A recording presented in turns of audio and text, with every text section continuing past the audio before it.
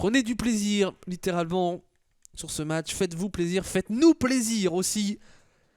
Que vous soyez supporters ZG ou vous soyez supporters Tozo Drop, on est aussi avant tout supporters du beau jeu et on a envie de voir d'autres matchs que les deux précédents qu'on a pu avoir en 2-0. Alors qu'on va partir sur un ban termite. Est-ce que le ban termite côté Tozo Drop sur Consulat est surprenant? Non. Pas de surprise de ce côté-là. Ah, c'est marqué totalement Easy Dream au-dessus de mon overlay, mais j'étais persuadé d'avoir changé. Hein. Et c'est... Ouais, mais ce soir c'est la soirée des faits, j'en fais un par match. Moi je suis pas attentif. Je suis pas attentif. Et du coup on a eu un ban pendant que j'étais en train de parler, on a eu le ban Jackal. Ban Jackal qui est pas forcément un opérateur qu'on voit énormément ban. Qui est un opérateur quand même assez impactant sur des cartes grandes. Après si on le bannit côté ZG, c'est peut-être qu'on a peur de l'utilisation de cet opérateur. Et on ne verra pas la deuxième... le duo de ce Jackal, l'opératrice espagnole, à Paris lors de... évidemment de l'opération Velvet Shell.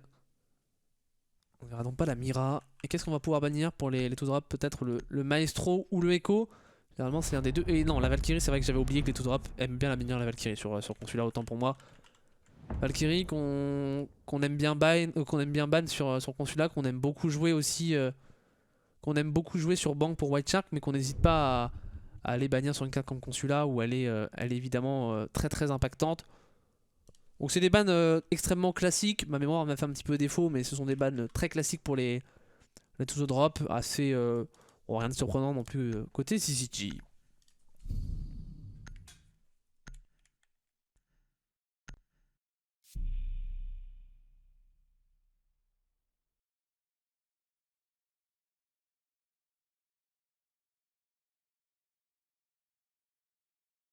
Toujours analyser cette section. Ah. Pourquoi? Ah, vous avez entendu le bruit vous aussi? Je ne sais pas pourquoi. Ok. Toujours analyser cette section. Non, laisse-moi tranquille. Laisse-moi tranquille. Toujours analyser cette section. Allô? Merci. Le panneau de configuration qui s'est ouvert. On est content. Je sais pas si vous l'avez entendu, je pense que vous l'avez entendu sur le stream. Et on part, ça y est, on peut se concentrer sur le match et revenir à ce premier round, cette première phase de préparation, en l'occurrence qui se déroulera en garage et cafétéria pour les Tozo Drop. Une défense assez classique, quelque chose qu'on leur connaît très bien, cette défense basée sur les C4 notamment, avec un Aurel et un Daryl qu'on devrait retrouver plutôt du côté du serveur, avec pas mal d'ouverture plancher. Daryl on le connaît sur son pulse, il est extrêmement impactant pour donner des informations à ses coéquipiers. C'est un opérateur qu'il maîtrise plutôt bien. On se prépare, une petite fenêtre et... Oh, Daryl. On a totalement vu le joueur et l'agression de Daryl qui va laisser Nitro très low HP et qui n'aura malheureusement pas réussi de son côté à récupérer le kill. Adrien Loyer qui aurait été mis sous grosse pression, mais on sait l'UMP 45 si vous ne venez pas de trouver la tête, compliqué de venir se défaire de votre adversaire. De qui en insertion administration. Pour les repérer. Et il repère le plus. Il repère le plus de qui? Il doit le voir normalement, il doit le voir le plus, il doit le voir et il va s'en débarrasser. Et ouais, forcément on connaît côté Zidi, on les a déjà joués sur Consulat. C'était un... Alors ça n'avait pas été une raclée monumentale, mais ils avaient quand même été bien malmenés, bien maîtrisés. Et de qui on a retenu la leçon, de ce pulse. Et Daryl forcément récupéré par la verticalité. Ozark de son côté pour mettre un peu de pression en escalier jaune et Aurel pour récupérer un très bon kill sur la verticalité au C4. On est venu se débarrasser de Avadent. Thatcher qui tombera, plus d'UM utilisable pour les assaillants. 1:30, on a le contrôle carte, c'est intéressant, mais en même temps le contrôle carte n'était pas réellement une difficulté. Donc les Tozo Drop ont pris le parti de le laisser à leur adversaire, ce contrôle de la map. On va pouvoir jouer de la verticalité pour Vegas. Vegas ou Funk, je sais toujours pas comment prononcer le pseudo du joueur suisse. Et, oh, il a dû le voir, il y a un C4 qui est parti. Peut-être des mains de White Shark, on en a pas mal des C4, ouais, totalement des mains de White Shark. Il doit en rester un dans les mains d'Aizen, et Aizen il a la remontée surtout. Aizen il l'entend. Oh le trigger contrôle. Il est parfait, le trigger control, mais est-ce que Ducky l'a entendu? Ducky l'a absolument pas entendu, Ducky. Il faut y aller pour Aizen, il va y aller. Et il devrait récupérer un kill. Parfait. Pour elle qui a donné le call que ça venait le jouer par-dessus. Et Aizen, la bonne remontée pour se débarrasser d'un joueur. On a en plus de ça un buck au sol qui va pouvoir être réanimé par Nitro, mais on va avoir 2 joueurs à 20 HP. Et on va avoir et bah non, bah, on va plus avoir 2 joueurs à 20 HP puisqu'on vient d'en perdre littéralement 2. Aizen pour se faire débarrasser par les balles d'Ozark. Ozark peut-être pour chercher un deuxième kill. On va venir faire une ouverture pour Ozark, mais voilà, quelques HP entre ses mains, on ne pourra strictement rien faire. C'est Prime qui va récupérer le dernier kill solide, cette défense des Tsuzo Drop. Bon, forcément, les EZG ont un peu retenu la leçon, on vient chercher Daryl en démo drone, mais mis à part ce kill gratuit de la part de Ducky, il n'y aura pas eu suffisamment d'impact dans la façon d'attaquer. Pour ces EZG, on a encore une fois tombé sur le plan de jeu assez basique mais assez efficace, mine de rien, c'est tout au drop. Ça fait donc 1-0 en leur faveur. On est sur un début de carte solide.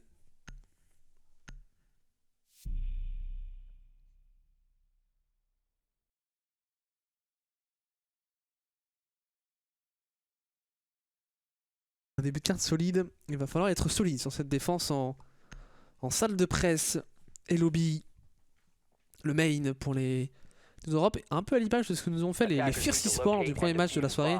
Regardez, face au WeWorld in Progress, on ne défend pas ce bureau du consul et les salles de la meeting. Et ça, c'est une particularité qu'on remarque souvent chez les Tsuzo Drop sur beaucoup de cartes. On ne veut pas défendre le bomb site le plus classique. On veut un peu perturber l'adversaire. On va commencer, alors peut-être pas par le bomb site le plus exotique, parce qu'on n'ira peut-être pas jouer l'archive et le guichet, mais on ne veut pas rentrer dans cette logique de on prend le bomb site le plus classique, puis si on n'y arrive pas, on prend le deuxième le plus classique, etc. Alors quand je parle de bomb site classique, c'est en termes de statistiques, ce sont les équipes qui prennent plus souvent en premier le bureau du consul, les salles de la réunion que le garage et la cafétéria. Et on voit souvent ça aussi chez les Tsuzo Drop sur Border, on défend rarement l'armurerie et l'archive, en tout cas pas en premier. Donc cette volonté un petit peu de poser quelques problématiques aux adversaires, même si en théorie, côté assaillant, on est censé savoir attaquer à peu près tous les bombs sites. Ça part pour la phase d'insertion. Encore une fois, au niveau de l'administration, c'est extrêmement classique pour les EZG.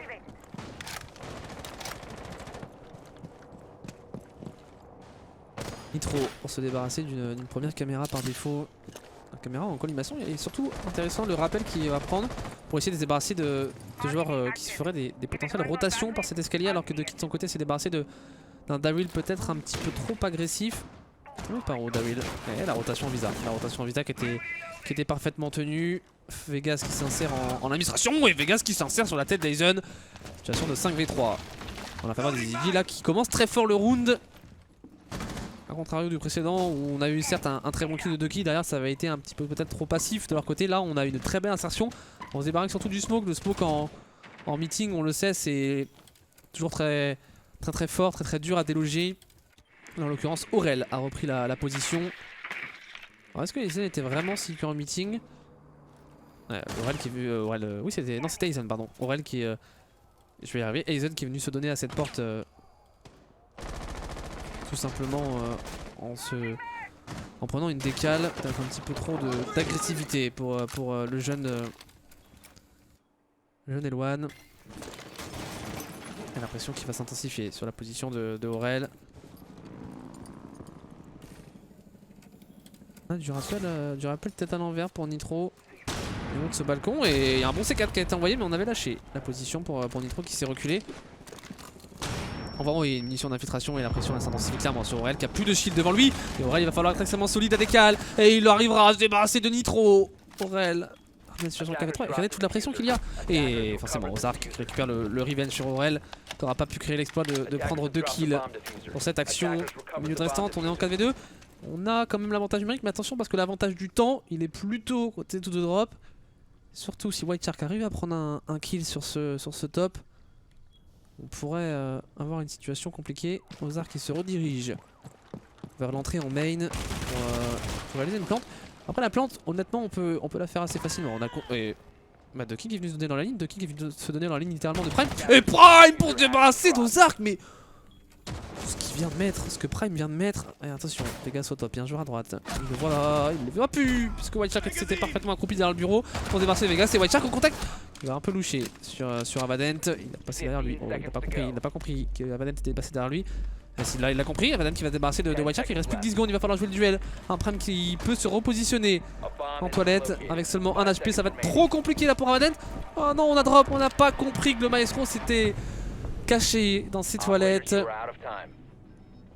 Et malheureusement ça fait 2-0 pour les tous drop. Malheureusement, alors je dis malheureusement pour CZG parce qu'on avait quand même toutes les cartes en main pour venir faire cette plante en main. Et on est venu se faire récupérer par un Prime qui a joué le coup. Il prend un pic à la fenêtre, un pic à la porte. Bon, il a été solide, hein, on va pas se mentir, il a été extrêmement solide le jeune Victor Mamon pour aller chercher ces 2 kills. Mais encore une fois, les ZG qui ont un peu manqué peut-être de temps. Après, on avait 30-40 secondes pour jouer son exécution. C'est quand même suffisant. On a le contrôle du top, on a le contrôle. Alors, on a peut-être pas le contrôle de la statue, mais on a à peu près ce qu'il nous faut pour mettre en place notre exécution. Donc, forcément dommage.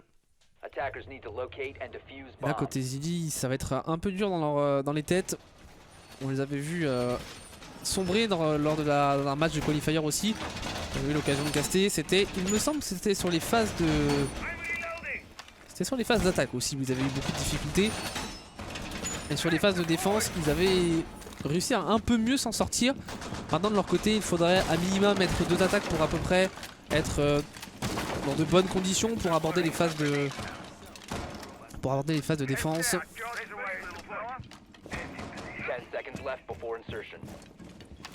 Setup défensif mis en place par les drop assez classique. On devrait avoir une tenue de la meeting par le smoke. On a des 2 ACOG qu'on retrouve dans la composition défensive, White Shark et Prime. Intéressant d'avoir le Maestro et le Echo. Ça fait beaucoup d'informations qui vont pouvoir être données à leurs coéquipiers. Et là on se dirige plutôt vers une attaque en escalier jaune et PDG, hein, enfin bureau du consul. Pour être plus précis dans le call.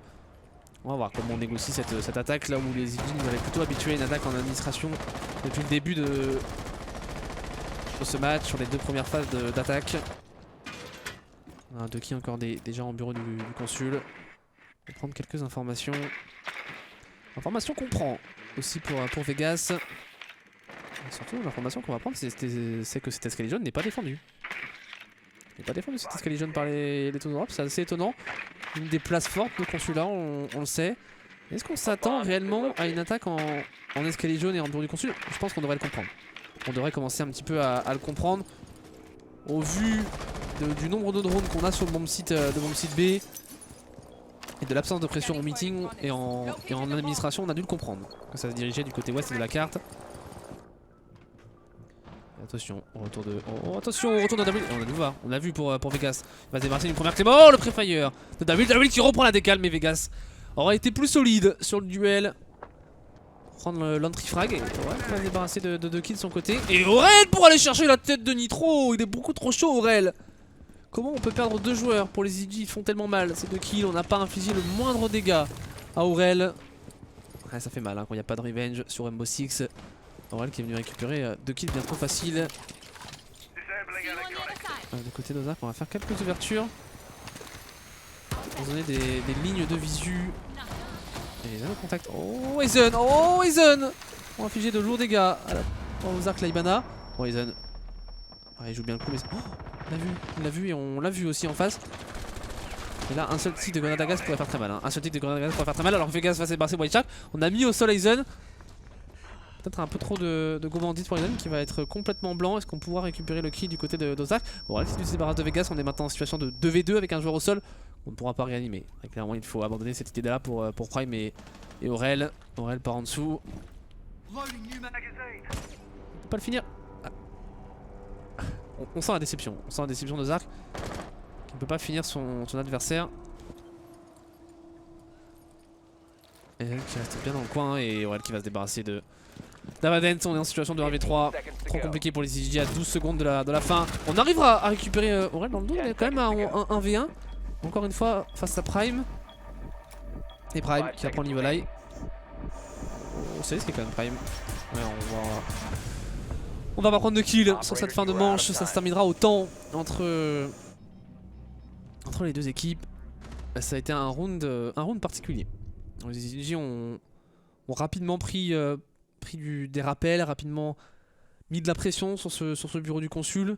Mais derrière, on a peut-être pas bien sécurisé l'escalier jaune. On a manqué un petit peu de solutions pour s'insérer en consul et penser à une plante du désamorceur.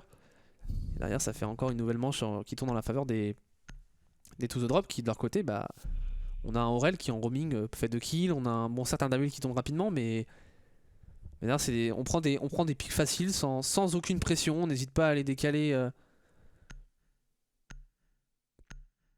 On n'hésite pas à les décaler assez simplement. Ces adversaires, on joue vraiment sans prise de tête pour les To The Drop. Il n'y a pas de clean feed. Pas sur des matchs de... Enfin, ça peut arriver qu'on ait parfois des clean feeds si on a par exemple une équipe espagnole et une équipe française et qu'il y a un caster espagnol qui veut caster et qui peut pourvenir un clean feed, et bah on pourrait à ce moment avoir un clean feed. Et en général, on a un clean feed sur les finales de playoff, voire même sur les demi, les quarts de playoff de Challenger League. On en a eu sur le 6 par exemple. Mais sur les matchs en général de qualification, on n'a pas de clean feed. Et finalement, ce match-là est un petit peu en train de ressembler au précédent qu'on avait déjà eu sur Consulat. C'est à quelques petits éléments près, quasiment la même chose. Alors qu'on a un petit peu changé sa composition défensive par rapport à la première manche qu'on avait remportée. Skyzen a lâché le mute. On passera sur un Jaeger. Alors qu'en face, on va procéder à l'insertion administration. On reste dans cette même logique, dans ce même plan de jeu pour les EZG.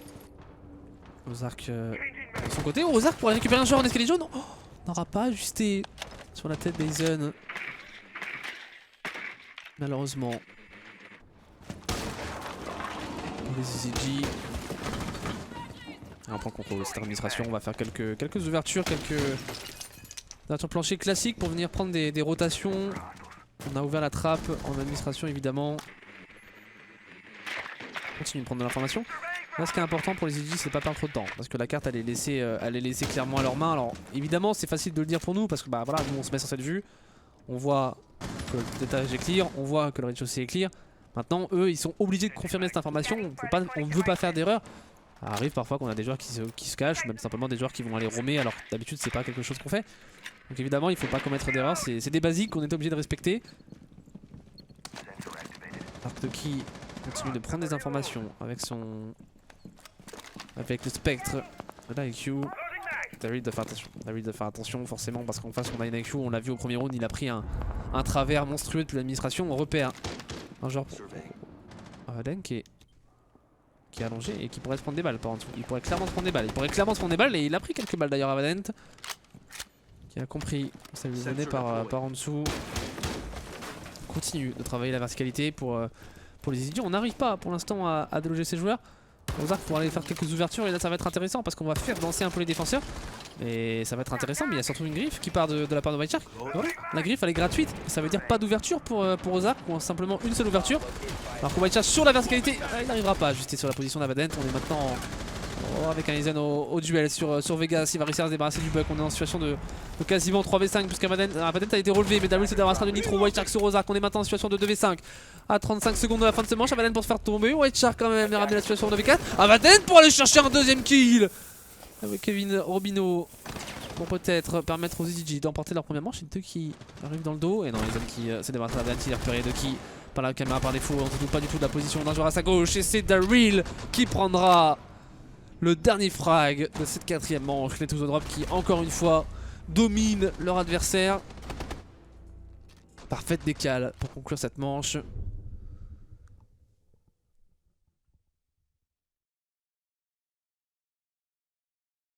Le constat est dur. Le constat est dur pour les EZG. C'est un peu le même constat qu'on avait pu faire lors du dernier match que j'avais casté. Alors est-ce que après le choix est quand même étonnant de retourner sur une carte sur laquelle on s'est fait dominer. Après, je pense que la logique des EZG, c'est de se dire, bah, on s'est fait dominer sur cette carte, maintenant on a une VOD sur laquelle on peut travailler. Il y a une VOD sur laquelle on peut se dire, bah, on a fait ci, ça, qui n'ont pas été, qu'est-ce qu'on peut changer? Bah, il faut changer ça, il faut changer des choses qui n'ont pas été et les améliorer. Après, le problème, c'est que bah, entre ce qu'on dit et ce qu'on fait, bah, il y a forcément toujours une, il y a toujours une différence, c'est jamais aussi simple hein, pour les EZG et là ça se ressent. Finalement, il n'y a pas eu réellement d'évolution ou d'amélioration, ou elles ne se font pas encore ressentir dans ces 4 premières manches.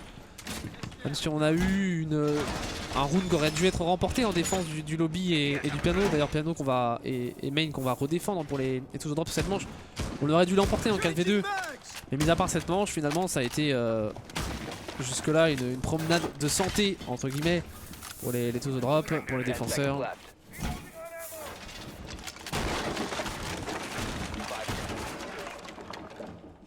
Aizen pour ouvrir une rotation extrêmement classique. On va dire que sur un Goyo, toujours intéressant de voir un Goyo qu'on voit de plus en plus. Et forcément, Goyo qui nécessite que les adversaires utilisent beaucoup d'éléments de stuff. Oh, attention, est-ce qu'on n'aurait pas un petit spawn kill tenté par Prime? Il verra personne. Il verra personne Prime. Pour l'instant, assez agressif. C'est vrai que le Goyo c'est intéressant parce que ça nécessite d'utiliser soit des impacts de Zofia, soit des grenades pour Vegas ici en l'occurrence. Donc c'est toujours du stuff qu'on fait utiliser à ses adversaires.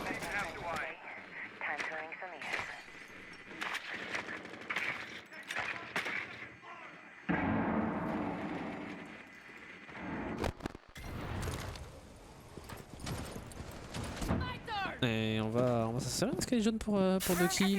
Et est-ce qu'on voudrait pas aller assez frontalement là pour Doki et Nitro? Nitro qui tient pour l'instant le retour en escalier jaune. On a un Daryl par en dessous qui. Enfin à l'extérieur pardon. Et Doki pour envoyer une flash. Doki pour envoyer une flash. On va se repositionner pour White Shark. White Shark qui prend beaucoup de balles. Oh White Shark au duel qui va l'emporter face à Doki. Le push qui a pas du tout fonctionné. Il n'y aura pas de revenge en plus de ça. De la part de Nitro qui est lui dans son dos et Nitro quand même pour les débarrasser de Daryl. Quelques tics, la grenade à gaz et Avadalem pour se débarrasser d'une sortie sombre. Nitro sur Aizen. Ça part dans tous les sens, là les kills qui ont décidé de s'enchaîner. On a un White Shark positionné en escalier jaune. Aurel pour se débarrasser de Vegas, il est beaucoup trop chaud aussi Aurel dans cette rencontre pour l'instant. Alors qu'on est stun du côté de White Shark. Pas de plus de pression. On a eu véritablement des 1v1 hein, à chaque fois là sur les duels. Un Doki qui s'est fait tuer par White Shark. Nitro qui a lui réussi à récupérer dans le dos Daryl. Ça a été pas mal de 1v1, V1, V1 qui pour l'instant ont légèrement tourné l'avantage des ZG. Pourtant, on a White Shark et Aurel qui ont encore le contrôle du top et ça c'est intéressant. Oh les pings qui partent et notamment au niveau de ce main. White Shark a une très belle ligne. Et on le sait, le TCS G12 il fait extrêmement mal et le Avadent quand même pour récupérer White Shark. On est maintenant en 1v3 pour Aurélien Péant. 50 secondes restantes au timer, le lanceur qui devrait être planté d'ici maintenant quelques secondes. Situation de retake à jouer pour Aurel. Normalement en 3v1 on ne peut pas perdre cette situation de retake pour les ZG. Ozark qui tient le retour à la trappe et Ozark pour prendre un première décale. Signé Aurel. 1v3 et attention Nitro, parce que là ça pourrait être un 1v1. Il suffirait d'une balle ou deux pour faire tomber cette Zofia. Mais si drop il est mort, Aurel. Donc on n'est pas la position exacte de Nitro qui joue intelligemment. Il va falloir y aller, on a quasiment déjà plus le temps de désamorcer, ça va être très compliqué. On a un joueur qui est positionné en bass room. Et Aurel pour se débarrasser d'Avaden quand même. Aurel qui sera parfaitement revenge par un Nitro. Dommage d'avoir perdu un petit peu de temps au-dessus, il aurait presque pu le faire, hein, puisqu'il est dans une forme olympique. Le franco-allemand des tous au drop. Et ça fait 4-1. 4-1.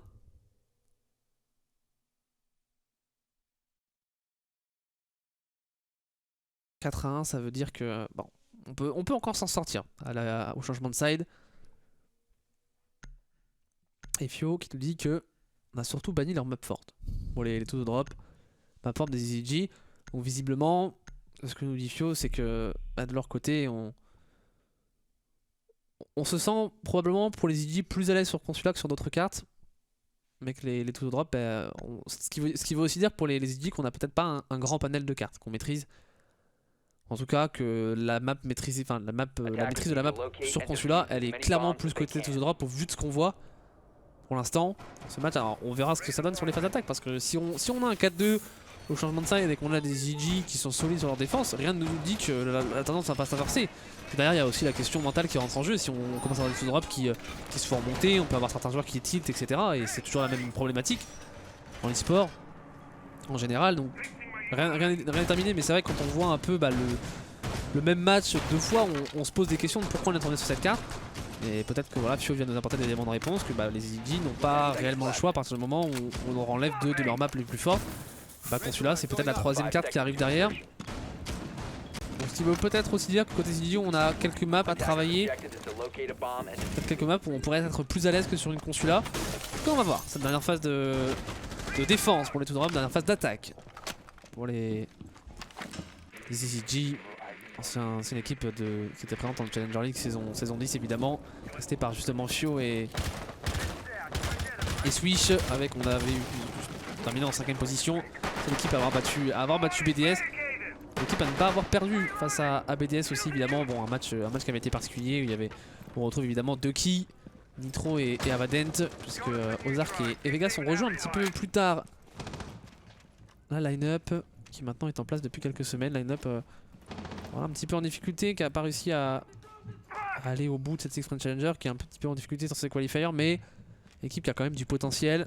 Et un Ducky en insertion escalier jaune, on n'avait peut-être pas fait précédemment sur cette attaque. Là, contrôle l'escalier jaune, il est pris rapidement en une minute de temps de jeu. On passe par son compte pour Daryl sur la position de Ducky. Position de Ducky qui est pas du tout attendue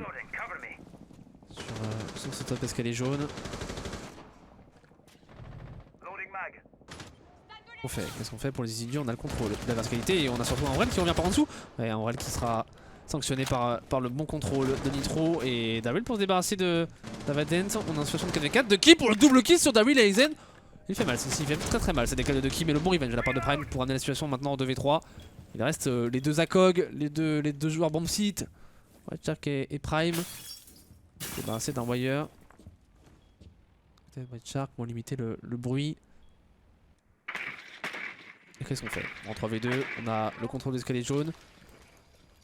Maintenant il faut essayer de trouver une ouverture pour pouvoir planter sur l'un des bombes sites. En l'occurrence on pose plutôt au bomb site B. Vu comment se dirige l'attaque des assaillants. On va faire une ouverture pour Vegas.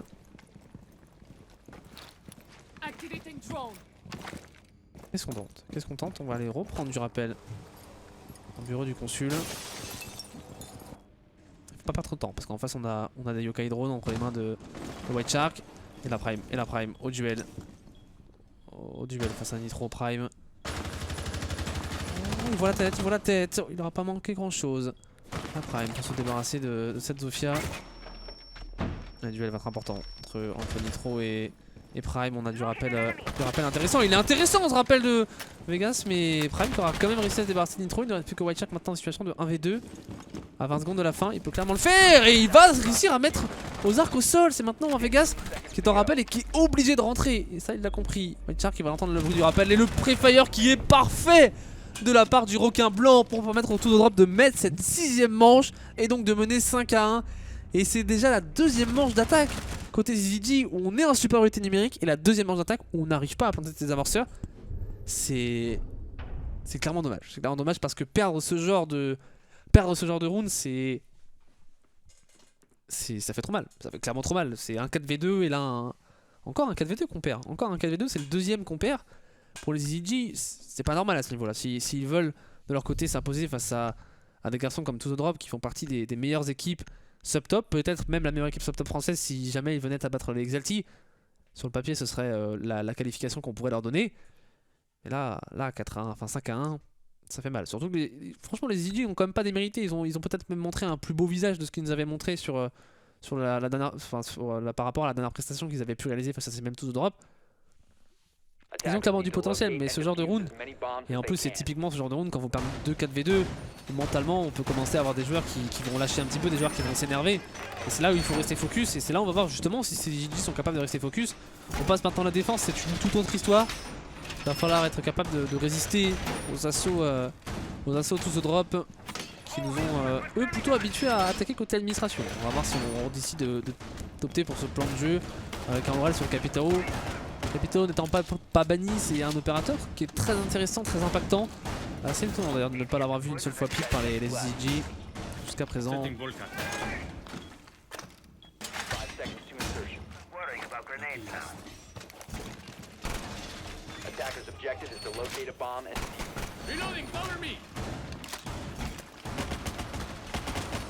Allez, phase de préparation terminée. Eh, on peut peut-être avoir une attaque plutôt côté Sky Jaune. Ils m'ont fait mentir. Ils m'ont fait mentir en tout cas au niveau du spawn de 3 d'entre eux. Même de 4. Eh bah non, voilà. Bah c'est le fail du castor français. La Wildcard qui est Pio qui est chez lui qui dit non, Frenchy, on va pas attaquer de ce côté là. On a visiblement un petit peu étendu son panel de stratégie. On va attaquer plutôt au niveau de l'escalier jaune et du consul. Est-ce qu'on l'a compris? Pour les idiots, on doit probablement entendre les rappels qui se mettent progressivement en place. Qui se Goyo, qui se repositionne. Et là, je pense qu'on comprend qu'il n'y a pas de pression sur l'administration. On va même peut-être commencer à opérer une rotation. Peut-être de qui? Et Aurel. Oh, attention à ne pas se donner pour Vegas en escalier jaune. Et Vegas qui va remporter un premier duel sur Prime. Alors qu'Avadan de son côté se débarrasse de White Shark Daryl pour prendre tout de même le revenge et ramener la situation en 3v4. Après 1 minute de temps de jeu qui vient de se dérouler. Ça a été très rapide. Oh, Daryl par au-dessus au niveau de la trappe. On aurait pu se faire récupérer par Ozark. On va repérer quelques éléments de stuff, se débarrasser d'une caméra par défaut. Attention, ouverture faite par au-dessus, qui pourrait avoir raison de Adrien Adlili. 3v4, on a des avancées entre les mains d'Aizen et est-ce qu'on a la potentialité de s'insérer sur l'un des bombes sites? Ça paraît compliqué, on va prendre le contrôle de cet escalier jaune. Et attention, on va le voir, mais Aizen qui ne pouvait pas réaliser le quickshot pour se débarrasser de Ozark. C'est de qui lui se débarrassera de Daryl, laissant un Aurel en 1v4. Attaque compliquée. Tous Europe qui n'auront même pas eu le temps de mettre en place un semblant de plan de jeu tant l'agressivité ZG a payé en début de manche. Maintenant Aurel il va attendre qu'on vienne le chercher. Hein. Il va attendre qu'il y ait des sorties, qu'il y ait un peu de grid. Mais grid, regardez. Ouais, un Ducky qui prend quand même une petite ligne. Mais derrière on est quand même sur des positions passives, des joueurs qui attendent que Aurel vienne au duel. Alors Aurel en plus avec une batteuse au contact, ça pas forcément à son avantage. On va repérer la position de Ducky. Est-ce qu'on va lui envoyer un préféreur? Ducky qui intelligemment recule. Aurel pour prendre position en escalier jaune. Un composé Z8 qui est envoyé. Et on a Ducky qui est parfaitement positionné en banc pour se débarrasser de Aurel. Cette manche remportée logiquement par les ECG. Ça fait 5-2. On commence parfaitement ce side défensif. Forcément un petit peu de regret de leur côté de ne pas avoir terminé celui d'attaque d'une meilleure façon. Et 5-2. 5-2 c'est pas terminé. C'est pas terminé clairement. Loin de là. Il faut se méfier des ECG qu'on avait vu plus à l'aise à la défense. Notamment sur à chaque fois des tentatives de plantes. Des Tozo Drop qui avaient échoué, on s'en rappelle, avec des très bons C4, des très bons deny à chaque fois des ECG. Deny qui n'auront pas lieu au Yokai Drone pour l'instant dans cette composition. On a simplement opté pour le Maestro. Mais on a une belle composition pour défendre ce garage. Le Maestro évidemment avec son ACOG. Alors ACOG qui pourrait disparaître, si vous avez suivi un petit peu ce qui se passe sur les TTS. ACOG qui pourrait faire sa disparition du côté de l'opérateur italien. On va voir ce qui s'ensuit de ce côté là, mais on a une belle composition défensive. On a du C4 entre les mains de Vegas et de Ki, accompagné d'un nitro sur un smoke évidemment pour le deny de zone. Un smoke sur le garage qui est très intéressant. Et là surtout ce qui est intéressant c'est qu'on va avoir du roaming. Du roaming pour les ECG. Ouverture de trappe, rotation faite. Double rotation en escalier jaune, une donnant sur les toilettes, une autre donnant sur le consul directement. Ils mettent beaucoup de stuff. On va voir si les Tours d'Europe décident ou non de se préoccuper de cette poche presque de résistance étendue, parce qu'on peut vraiment parler d'un simple roaming tant les forces en présence sont nombreuses. Pas certain. Et Tours d'Europe accordé en administration. On va aller chercher ces joueurs. En tout cas on va leur mettre une première pression. Peut-être pas aller totalement les chercher, mais au moins essayer de les faire reculer. Les repousser dans leur retranchement. Aizen qui nous fait les trous qu'on pourrait appeler par défaut avec le bug, au moins ouvrir cette trappe du visa pour pourquoi pas récupérer un joueur. Ouais, ça c'était pas un drone allié, un drone qui a été hacké par Maudit, un C4 qui est parti. Ça c'est dommage d'avoir un C4 qui est parti totalement de manière random pour Vegas. Tellement dommage, et là Daryl pour se débarrasser de Ducky. Le but qui était attendu sur son retour. Daryl qui a quand même pris pas mal de dégâts hein, sur ce duel.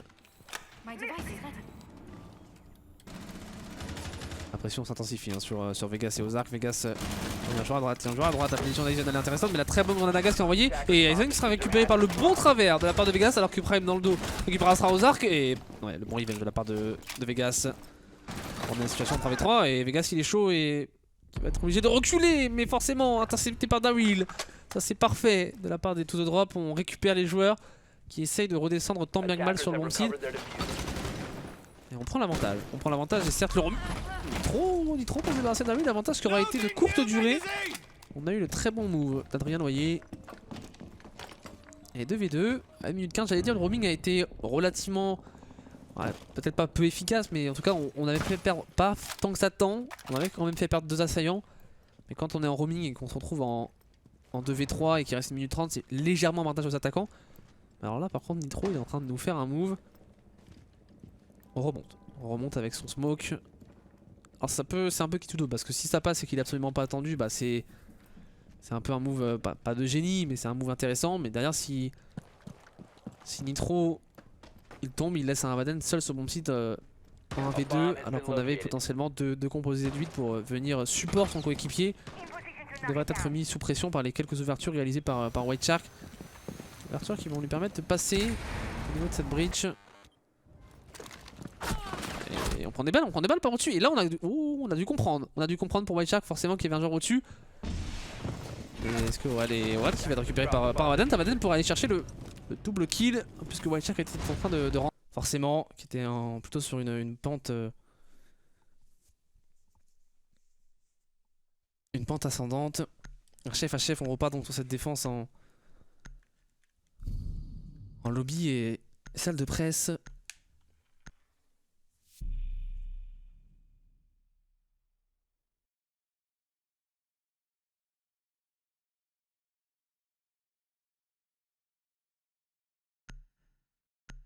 Avec donc les mêmes six picks, les mêmes... Alors, Daryl qui avait fait le six pick, c'est vrai. Six pick nomade into nomade. Il a fait le même six pick. Mais il a été honnête. Il a été honnête jusqu'au bout. Le bon Daryl. Et donc on va partir sur cette défense au rez-de-chaussée. Avec un Ozark sur le smoke. Pour faire quelques rotations sur mon site. Ah bah clairement j'ai été un boulet hein. Bah après des fois on fait un peu trop vite. En plus juste avant je disais ouais c'est le moment où on croise les doigts, on fait attention et hein. Félicitations à moi. Alors c'est la première fois que je rate un rigost. J'espère que ce soit la dernière. Mais normalement à peu près dans les temps pour faire terminer ce match évidemment. Il ne devrait pas trop y avoir de soucis de ce côté là. On continue de faire quelques rotations, quelques ouvertures pour les défenseurs. Allez on part sur cette 9ème manche, 9ème round entre les deux équipes.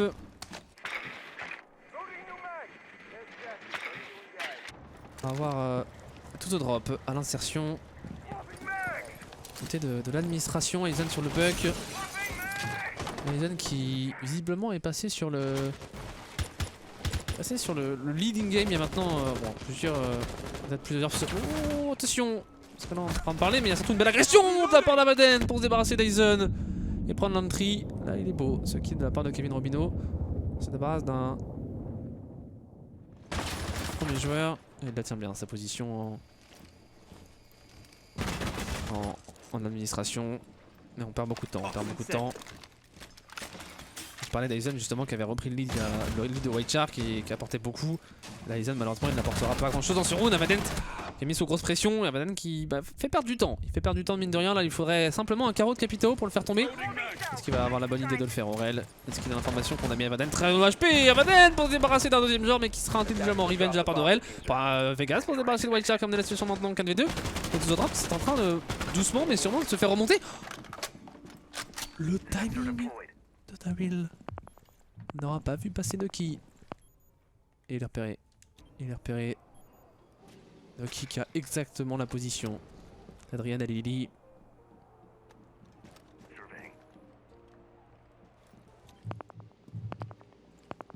Nucky qui continue de conserver cette information sur un Daryl qui vient le chercher.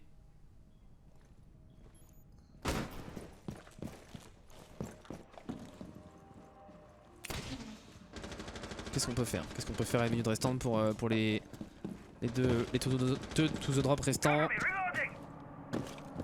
On va peut-être tenter de rediriger vers le bomb site, ce serait pas inintéressant pour Aurel et Daryl. Daryl part au-dessus, qui a deux air jab, qui a 3 flashs, qui a encore un peu de stuff. On a tout le stuff du Capitao. C'est compliqué, mais il faut tenter quelque chose. Est-ce que ce quelque chose, c'est pas de tenter peut-être d'aller plus directement sur le bomb site? Ça pourrait être intéressant. Aurel, faut pas zoner en face, faut pas zoner, on envoie un composé Z8 intelligemment pour Ozark. Qui joue bien le coup. On va prendre le rappel, mais là à 25 secondes, qu'est-ce qu'on peut faire? Pas grand chose. Malheureusement, j'en ai bien peur que le round ne puisse pas tourner à l'avantage des to the drop. On va lâcher la position pour Aurel à 15 secondes. Et Daryl qui va quand même réussir à se débarrasser de Nitro. Attention, on a tout le stuff en main. On a tout le stuff en main pour Aurel qui va prendre un composé Z8 entre les. Oh, un joueur à sa gauche, un joueur à sa gauche. Et Daryl pour se débarrasser d'Ozark. Est-ce qu'on va pouvoir planter des avanceurs? Et on part au-dessus. Vegas part au-dessus qui va récupérer les 2 derniers kills. On s'est fait un peu peur quand même pour les CCG. Bon, vous voyez en haut, c'est marqué équipe bleue. Parce qu'on n'a pas pris le. J'ai pas pris le temps de mettre le nom d'équipe. Je voulais vraiment faire perdre le minimum de temps aux équipes suite au Rift. Mais c'est vrai que. C'est vrai que là, ce 4v2 a été.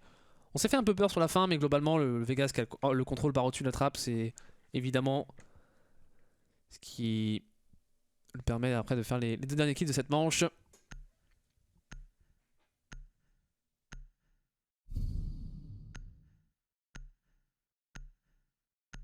Donc parti pour une dixième manche. Du bonheur en plus. Du bonheur en plus, on aura le droit à une rencontre un peu plus serrée que les précédentes. Alors une rencontre un peu orientée sur un side quand même, le side de défense qui a plutôt tendance à passer jusqu'à présent. Mais globalement, on a le droit à un peu plus de suspense. Alors évidemment, les supporters to drop qui sont dans le chat ont envie que leur équipe en termine. S'il y a des supporters de CCG, n'hésitez pas à vous manifester. Supportez votre équipe. Et puis tout simplement, vous êtes supporters de la baguette et des équipes françaises. Vous êtes là pour le beau jeu, et le beau jeu, on a envie de voir le match le plus serré. Alors parfois on peut voir des matchs qui sont pas forcément serrés et voir des beaux jeux. On peut même voir un 7-0 parfois magnifique, mais en général quand on a un 7-0 on a quand même une équipe qui se fait totalement ouvrir. Alors est-ce qu'elle se fait totalement ouvrir parce qu'elle maîtrise pas son sujet ou parce que l'équipe en face maîtrise trop bien son sujet? C'est peut-être un peu des deux à chaque fois, mais là pour le coup on n'a pas ce genre de rencontre. On a une rencontre qui est assez équilibrée. En tout cas sur un side qui a tendance à plutôt passer des deux côtés. On va voir si les autres drops vont réussir à trouver la faille sur cette nouvelle manche d'attaque, ce 10e round. Et Avadens, lui, trouvera l'ouverture. Sur Aurel, la hache qui tombe. Le spawn pick, l'agressivité qui paye pour Avadens sur son dock. Ça avait payé à la manche précédente hein, sur l'administration avec son légion qui avait fait perdre beaucoup de temps. Et là, encore une fois, c'est l'agressivité de Kevin Robinho qui aura payé.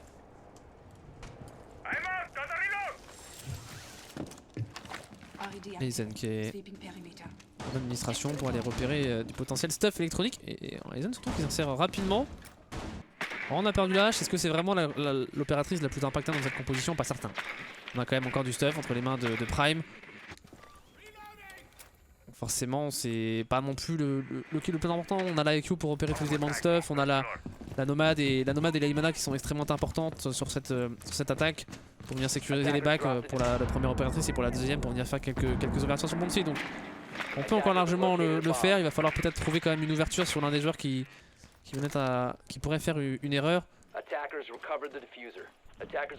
Pourquoi pas Nitro en meeting qui pourrait venir se faire récupérer. Si on gère bien le stuff en face pour les to the drop. Minute 30 c'est quand même compliqué, le timer qui est en train un petit peu de s'écouler et pas dans le bon sens du terme pour les assaillants.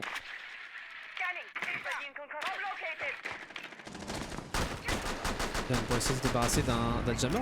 Est-ce qu'on l'a eu? J'en suis pas certain qu'on a réussi à avoir ce jammer. On a fait tomber un Volcano Shield pour les to the drop. La pression qui continue de s'intensifier en meeting. Prime pour aller envoyer quelques éléments de stuff. On va se débarrasser d'un deuxième Volcano Shield. Côté de Victor Mamon. Ouverture réalisée par White Shark. Et on va forcer un petit peu. On est obligé de reculer pour Nitro qui va passer au travers des flammes. Au prix de quelques HP. Avadent pour se débarrasser de Prime. Il est beaucoup trop chaud, Avadent. La belle décale prise par le doc. On est en situation de 3v5 à 45 secondes de la fin. C'est compliqué là. Très compliqué même. Pour les to drop, qu'est-ce qu'on peut faire à ce moment-là?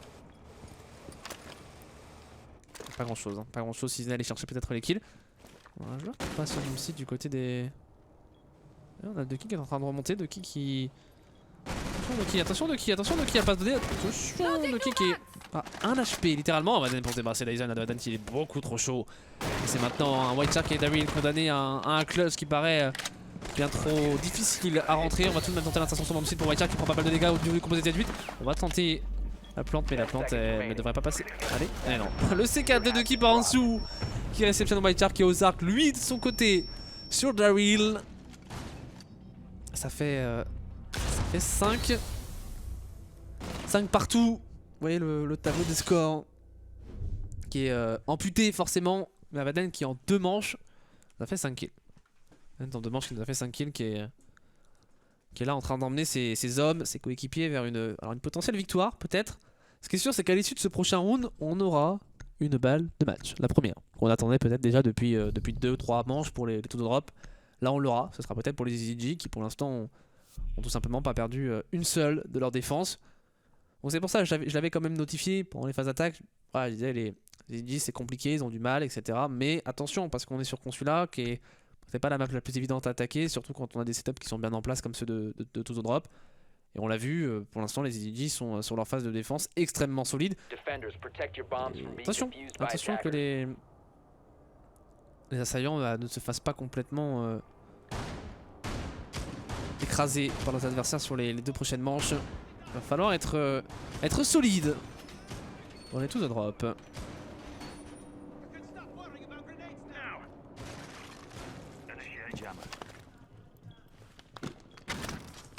Initiate jammer!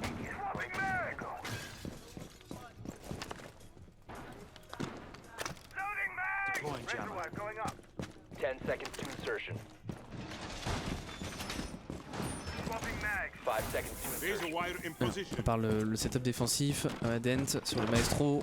On a vu solide sur la COG, il le faudra sur cette prochaine manche. On attendra un petit peu ce setup à l'archive, peut-être pour Ducky. Insertion administration.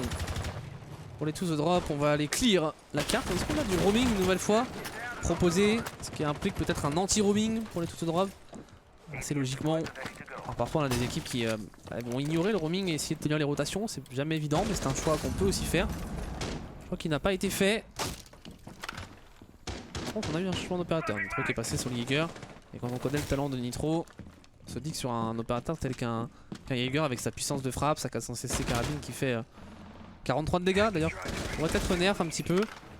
Sur un joueur d'opérateur ça peut forcément faire très mal. Aizen pour s'avancer en meeting.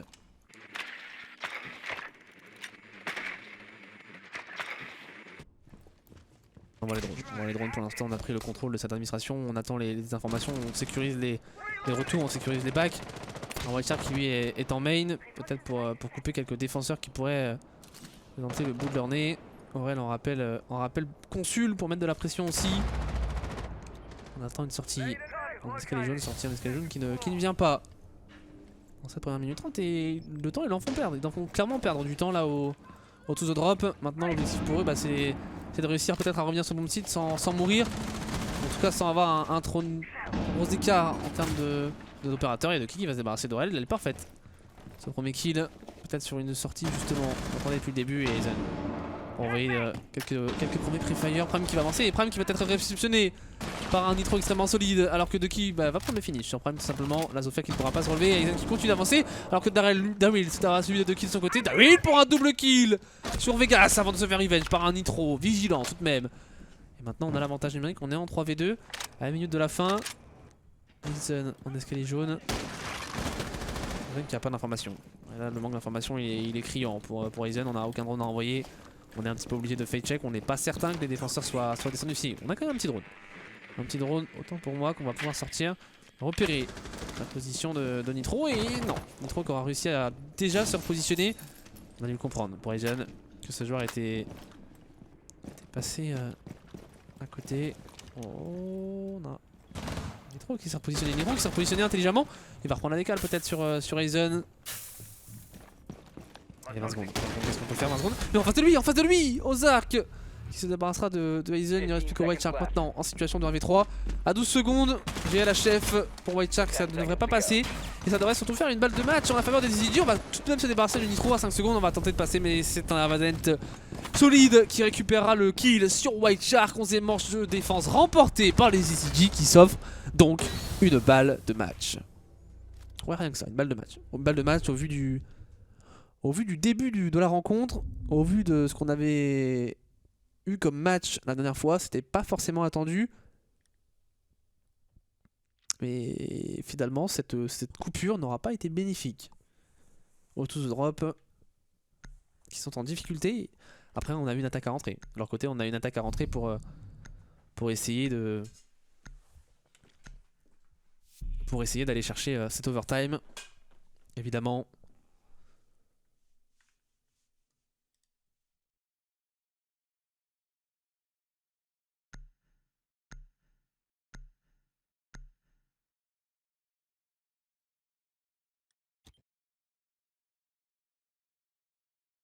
Attackers need to locate and defuse as many bombs as they can. Et une défense en lobby. Et piano, on aura vu beaucoup. Des défenses en lobby et piano très clairement. On n'aura pas eu l'occasion de voir de l'archive et du guichet. Jusqu'à présent, défendu par l'une ou l'autre équipe. Et ce qui est sûr, c'est que si ZG l'emporte, on ne verra pas ce bon site. Et passer sur un vigile pour le... Ouais, le petit drone positionné de Prime. Vigile pour le roaming, pour essayer de semer un petit peu le trouble. Peut-être dans les têtes adverses. Alors que les E-Dream sont en train de se font mener 7 à 6 face aux Heretics. Les Heretics sont en train de montrer un beau visage. Il est notamment composé, il me semble, de joueurs espagnols, c'est sûr. On doit avoir Barros, Choi, ce sont notamment des anciens, certains anciens existants, Kuribo. Thierry Métis, c'est une belle équipe. Pour l'instant, en train de mener face au Easy Dream. On va évidemment garder un œil sur ce résultat. Il y a beaucoup d'équipes françaises engagées. Et là, on en a 2 sur le terrain. Pour l'instant, c'est en train de tourner à l'avantage des ZG qui m'auront bien fait mentir sur pas mal de points. Qui auront montré de belles choses. Mais on a peut-être eu aussi des tout drops un petit peu plus en dedans sur leurs attaques. Alors après, est-ce que les tout drops ont été en dedans sur leurs attaques parce qu'ils ont eu quelques problématiques posées par les ZG? Quand même le sentiment que les ZG ont pas forcément changé beaucoup de choses dans leur façon de défendre. Mais voilà, des petits détails parfois peuvent faire la différence sur Rainbow Six, on le sait évidemment.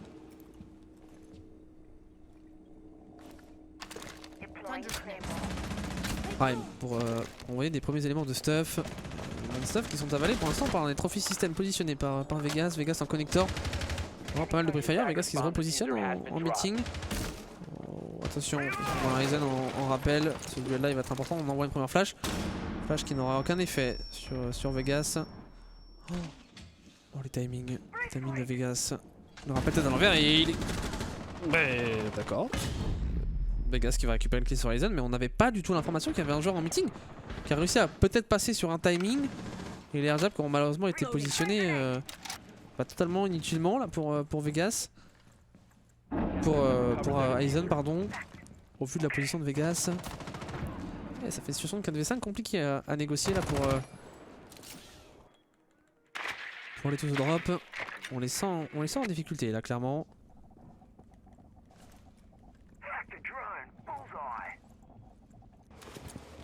prime accordé en balcon. Et même pour se débarrasser de White Sharks, ça sent pas bon. Ça sent clairement pas bon pour les taux de drop. Ça. Oh, ça sent la fin. Ça sent la fin là. Avaden qui est on fire, qui nous fait une deuxième partie de cartes monstrueuses. Et on le sait, Avaden, c'est le genre de joueur quand il commence à prendre la confiance. On avait vu faire un ace face au BDS. C'est le genre de joueur quand il commence à prendre la confiance, ça fait très mal. Attention, même à Daryl. Par en dessous qui ramène la situation de V4 à 30 secondes, mais compliqué. On n'a pas les amorceurs entre les mains. Aurel qui va tenter quelque chose au top, mais. Oh, c'est risqué ce qu'il nous fait. Aurel, c'est très risqué. Forcément, Vegas qui le récupère. Maintenant, Daryl en 1v4 à 20 secondes de la fin. Ça ne passera pas normalement. Et c'est Ozar qui prendra le dernier kill. C'est un GG entre les deux équipes, c'est une victoire des EasyG qui ont réussi la remontada de 5 à 1 into 5-5. Les 6 manches de défense qui sont passées de leur côté et donc les 2 drops qui s'inclinent malheureusement pour leurs supporters évidemment. Et on aura eu